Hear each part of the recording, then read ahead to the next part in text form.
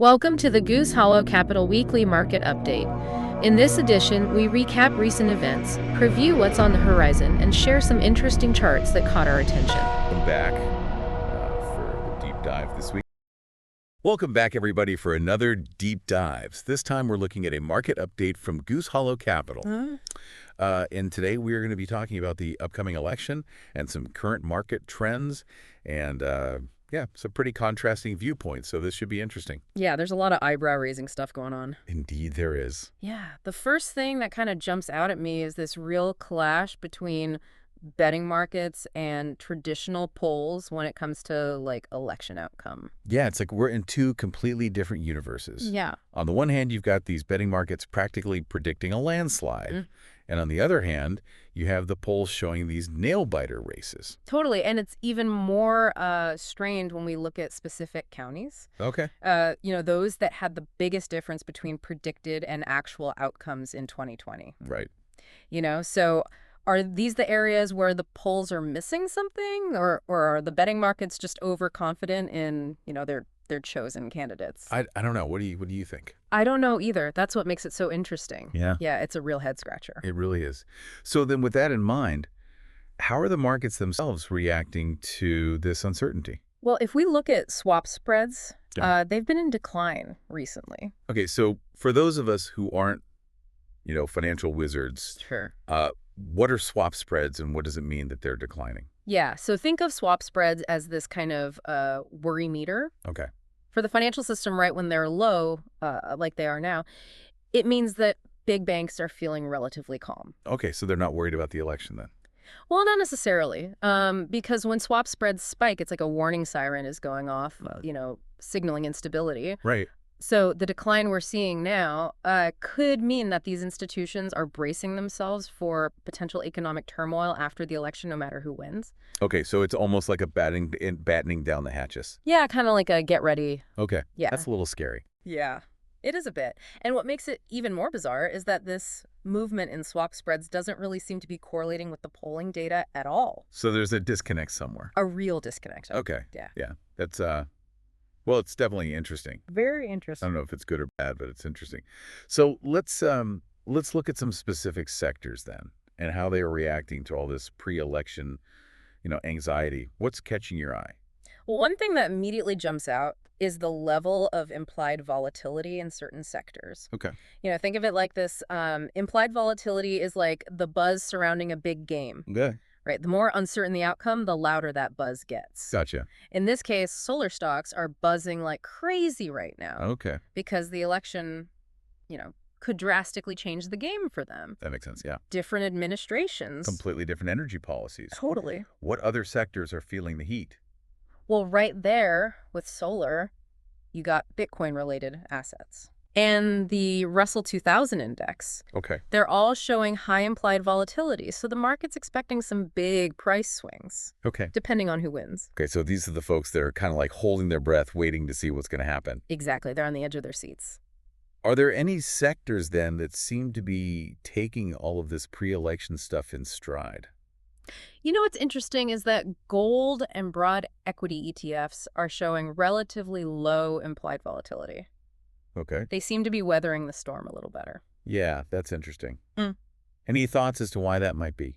Well, I think in the case of gold, it's often seen as a safe haven asset. Right. So it tends to do well during times of uncertainty. As for those broad equity ETFs, they track a wide range of companies. Right. So they might be less susceptible to those swings caused by specific election outcomes. So it's almost like with gold, people are running to safety. Yeah, kind of. And with the broad equity ETFs, it's like they're so diversified. They're the big ships. Yeah. Not the little boats. Yes, they're not as affected by the choppy waters. Exactly. Okay. Well, I do want to talk about amidst all of this election-driven anxieties, Right. there's a company that I found very interesting. Okay.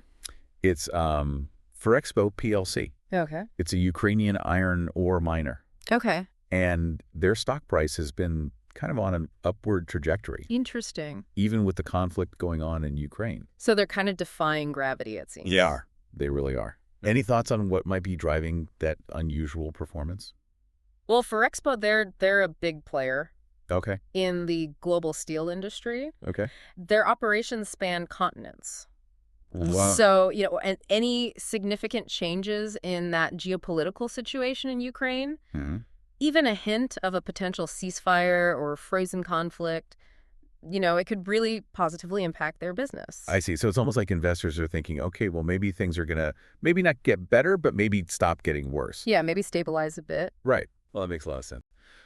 Okay, so let's shift gears a little bit from a specific company to kind of a broader sector Okay. that's also very tied to global events. Yeah.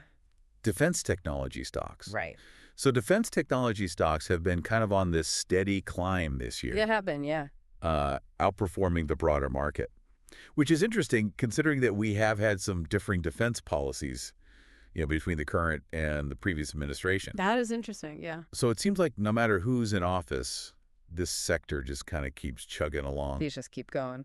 But of course, you can't discount the fact that global events, like the Ukraine war, are also playing a role. Huge role. Yeah, absolutely. So it's kind of this perfect storm for defense tech companies right now. Yeah. You've got the global tensions. You got it. You've got the stable performance regardless of U.S. political shifts, Right. and just the general sense of unease in the world. Yeah, just that general uncertainty. Yeah. Yeah, so it's no wonder investors are kind of flocking to this sector. Makes sense. All right, let's go a little bit further east and talk about China. Okay. China's housing market. Okay. It's presenting its own sets of puzzles. For sure. So what's going on is that China's housing market continues to cool down, even with the government doing everything they can to revive it. Yeah, they've implemented all kinds of measures, right? Oh, yeah. Lower mortgage rates, reduced down payment requirements, tax breaks. I mean, it's like they're throwing everything they can at it. And yet prices are still sliding. Still sliding, yeah. It makes you wonder if there are some deeper issues at play. Yeah, definitely suggests some underlying structural problems, Yeah. that require more than just these sort of Band-Aid solutions. Right. And, it's something to watch closely because China's housing market has a big influence on global growth. Oh, absolutely. If it falters, the ripple effects could be felt worldwide. That's a scary thought. It is. It is. Let's end on something a little bit more positive, shall we? Yeah, let's do it. Okay, so gold and the S&P 500 are both having a phenomenal year. Yeah, it's kind of remarkable. A feat we haven't seen since 2009. Yeah. So what do you think is driving this unusual kind of, I don't know, synergy? Yeah. Well, it's not often that you see both gold, this traditional safe haven asset, and the S&P 500. Right. This broad measure of the stock market. Right. Performing so well at the same time. Yeah, it's like they're both defying conventional wisdom. Right. Yeah. It could be that investors are hedging their bets, Okay. seeking growth and safety, Okay. in a world that feels increasingly unpredictable. Right. So maybe they're investing in the S&P 500 for growth Uh-huh. while holding on to gold to kind of protect themselves. Yeah, as a hedge against potential market turmoil. Yeah, exactly. Yeah. Yeah, it's a fascinating dynamic, and it really, it kind of underscores how investors are trying to navigate these uncertain times. And speaking of navigating the investment landscape, we really can't ignore the growing influence of passive investing. Yeah, that's right. It's almost like the investment world is shifting from picking individual stocks to just kind of riding the wave of these broad market indexes. That's a great way to put it. Yeah, passive investing is essentially putting your money into funds that track a specific index, Right. like the S&P 500, Right. rather than relying on, a fund manager to actively pick and choose stocks. So it's like taking the guesswork out of it in a way. Yeah, in a way. You're not betting on individual companies. You're betting on the overall market direction. That's right. So how does that impact individual sectors, though? Well, imagine this.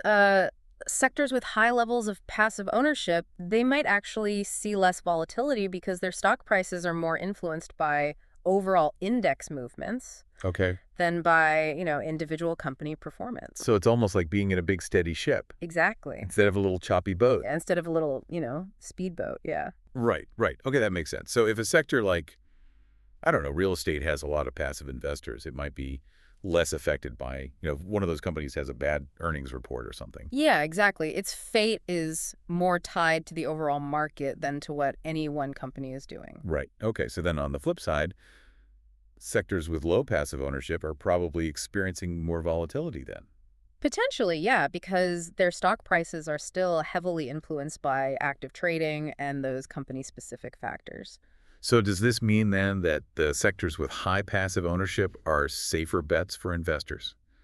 Not necessarily. I mean, every investment strategy has its own advantages and disadvantages. Right. Passive investing can offer diversification and lower fees, but it also means you might miss out on the potential outsized gains that active management can sometimes achieve. Yeah, so there's no one-size-fits-all answer, it sounds like. Nope, there isn't. It's all about really understanding the dynamics of each sector and how they're influenced by this growing trend of passive. This has been quite a deep dive. It has, We started with these conflicting narratives surrounding the election. right? We explored some surprising market signals. We dove into specific sectors that are feeling the heat. We even took a little detour to China. We did, And under some pretty fascinating trends, for sure.